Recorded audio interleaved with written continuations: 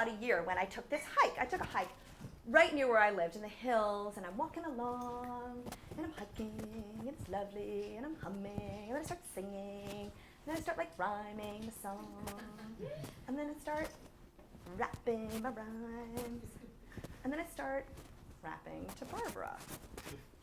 And one thing about Barbara was she always had this very urban feel to her, and so, you know, rap was like a fitting form. And one thing about me is that I have this very suburban feel to me. So I felt like I needed to like rhyme, I had to make raps that would give me cred, you know? Like I had to prove that I could rap, that I had suburban street cred.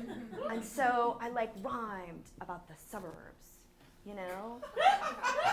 And I loved it. I was having so much fun. I mean, I was having the best time on my hike, and I was like rhyming and rapping, and I was into it. And I went home, and I worked on my rhymes, and I wrote it all down, and I loved it. It was a little long, and I loved it, and I really wanted to perform it for Barbara.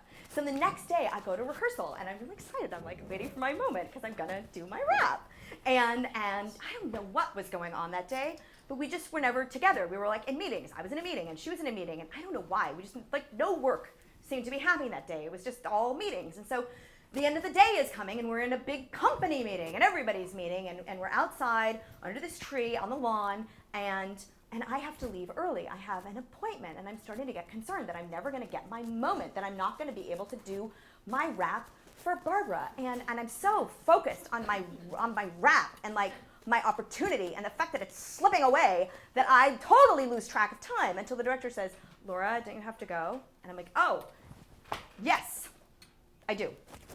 I do." And I grab my backpack and I stand up and I turn to go, and my exiting creates this kind of natural break in the meeting, you know? And everybody sort of starts talking to each other, and I was like, this is it. You know, now or never. And so turn around and I say, "I want to share something. I wrote something and I want to share it." And everybody looks at me. And oh wait, before I go on, I have to ask you guys, does anybody here know what AYSO is? Anybody? Oh, okay, so I'm so glad I asked this question, because I was thinking they might not speak suburbia. You know? And I want you to know this because this is part of a rhyme, and it's one I'm really proud of. AYSO is the American Youth Soccer Organization. Okay, like, can you get more suburban? Okay, and it's in one of my rhymes. And it was on the bumper stickers on all the Volvos in the town where I grew up. And so, oh, and just for the record, my mom never actually drove a Volvo. We had a Buick Skylark followed by an Oldsmobile Omega. But other mothers in my town did drive Volvos, and it rhymes with AYSO, so I used it. And, you know, I just thought it totally, you know, like, captured the suburban thing. Okay, all right. So there I am on the grass, and I turn around, and I say, "I have something I want to share. I wrote something, and I want to share it." And everybody turns and looks at me, and I say, "Actually, it's for Barbara. I wrote it for Barbara." And she like kind of leans back on her elbows and looks like a little, you know, she starts getting really casual and maybe disengaged. But I steel my nerves because I mean, she's gonna love it. It's totally funny, and I am going to be great. And oh, before I go on, okay, so one other thing you need to know about Barbara is she's Jewish. Now, I am Jew-friendly, okay? And I'm telling you, my friend Dean Jacobson, genuine Beverly Hills Jew, and my friend, says I'm a passer. And I have been the target of more than one attempted mitzvah here in Manhattan. And not only have I been to synagogue, I have been to Kabbalah. Although I don't know if it counts if the woman who takes you is Catholic, and she's really only there to see Madonna's hot Kabbalah guy. But I've been to synagogue, and not only that, but I grew up with a Chagall hanging above the dining room table.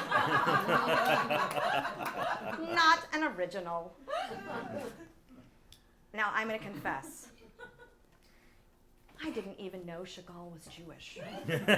I had no understanding of his place in Jewish culture until my roommate in college, a Jew, Natch, says to me, why do you have a Chagall if you're not Jewish? And I was like, duh, he's a great artist.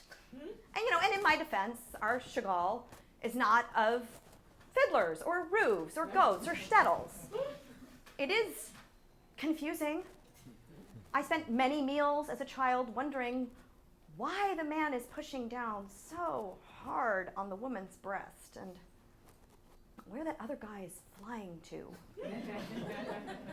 But it had, about as much religious significance to me as The Lion, the Witch, and the Wardrobe did the first time I read it, which is to say, none. So, not Jewish, but I wanted my rhymes to show Barbara that I understood and respected her people, that I knew where I stood as a Jew-friendly Gentile. So everyone's looking at me, and Barbara's like leaning back on her elbows, and I reach into my backpack and I get out my spiral notebook on which I've written my rap.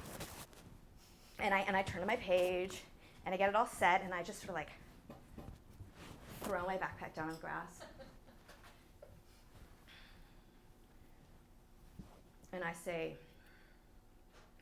yo.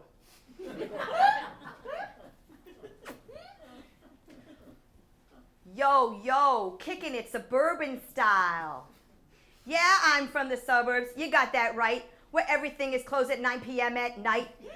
From a double vision subdivision with a poolie in the back. My parents are still married, which is full on whack.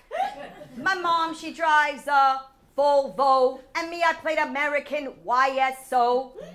My girly Barbara, well, she kicks it at Hillel. But not me, boy. This here's 100% goy. So if you know what's good for you, I'll see you at the mixer, because NJB ain't made it till he's made it with a shiksa.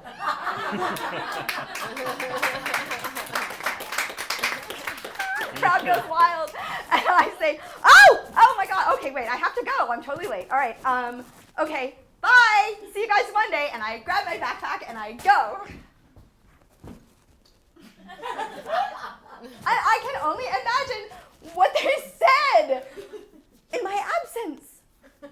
I mean, I don't even want to know. I mean, I can only imagine. It must have been so peculiar. And Barbara, I mean, she was nice, while I rapped to her. I think she smiled a little. It was kind of pained. She looked confused. And honestly, I don't know what I expected. I mean, fireworks, I guess, or romance, or that scene from Say Anything with the boombox.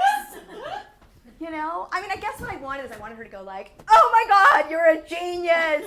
We have to hang out. Let me give you a ride. I've got the Beastie Boys in my car. But no. So that weekend, I see her at a party. And, I'm really excited to see her. And she starts walking toward me, smiling.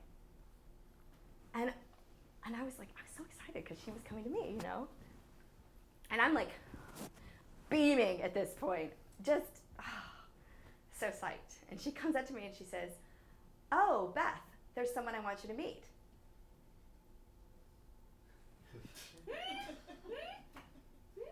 And I'm like, I'm Laura.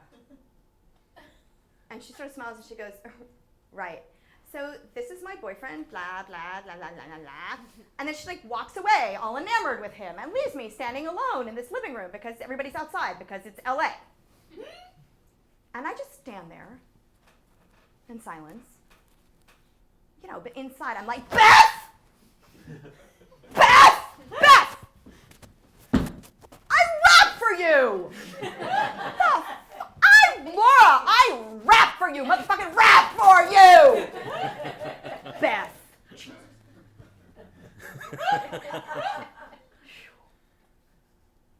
Needless to say, we did not become best friends. We didn't even become friends. We are not even Facebook friends. Which doesn't mean I haven't checked her profile.